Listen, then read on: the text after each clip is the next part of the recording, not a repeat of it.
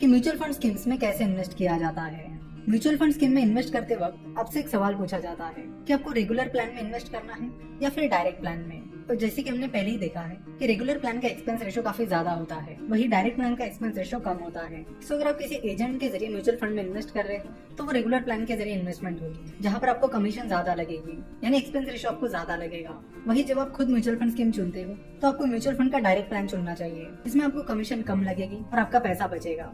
जैसे कि आप यहाँ पर देख सकते हो, एसबीआई ब्लू चिप फंड के डायरेक्ट प्लान का एक्सपेंस रेशो 1.10% है, वही एसबीआई ब्लू चिप फंड के रेगुलर प्लान का एक्सपेंस रेशो 2% है, यानी लगभग डबल है। तो अगर आप डायरेक्ट प्लान के जरिए इन्वेस्टमेंट करोगे तो आपका ये कमीशन बच जाएगा।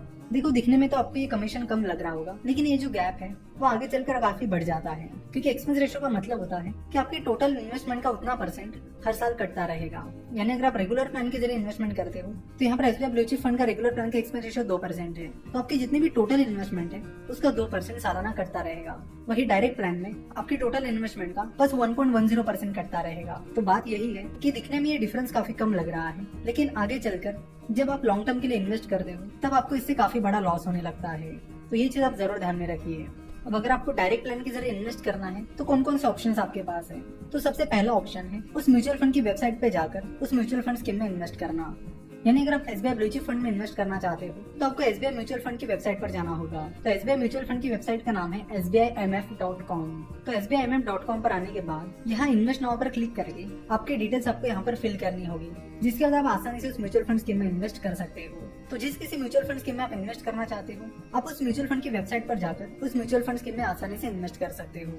बट इस चीज का मेन डिसएडवांटेज ये है कि मान लीजिए आपको 4 अलग अलग म्यूचुअल फंड स्कीम में इन्वेस्ट करना है और ये चारों भी म्यूचुअल फंड स्कीम अलग अलग म्यूचुअल फंड कंपनीज की है, तो फिर क्या? तो आपको हर वेबसाइट पर जाकर डिटेल फिल करनी होगी और फिर इन्वेस्ट करना होगा। अगर आपके पास ये सब करने के लिए टाइम है तो अच्छी बात है, अगर नहीं है तो उसके लिए कई सारे ऐप्स हैं जिनके जरिए आप आसानी से अलग अलग म्यूचुअल फंड स्कीम्स में इन्वेस्ट कर सकते हो। होता है कि जो इन्वेस्टमेंट हम कर रहे हैं वो एसआईपी होनी चाहिए या लमसम।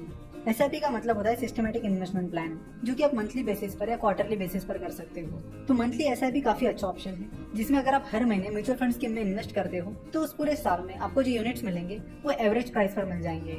वही लमसम इन्वेस्टमेंट थोड़ी रिस्की हो सकती है। तो अगर आप किसी म्यूचुअल फंड स्कीम में लमसम अमाउंट इन्वेस्ट करना चाहते हो, यानी एक साथ एक ही बार कोई अमाउंट इन्वेस्ट करना चाहते हो, तो आपको समझना होगा कि फिलहाल मार्केट में क्या चल रहा है। अगर आप किसी इक्विटी म्यूचुअल फंड में इन्वेस्ट कर रहे हो तो आपको पता करना होगा कि स्टॉक मार्केट कैसे चल रहा है, मार्केट फिलहाल अंडर वैल्यूड है या ओवर वैल्यूड है। सिमिलरली बॉन्ड का भी आपको एनालिसिस करना होगा। तो लमसम अमाउंट इन्वेस्ट करने से पहले आपको थोड़ा बहुत एनालिसिस करना पड़ेगा।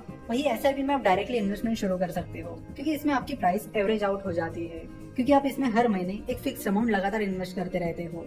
तो आज हमने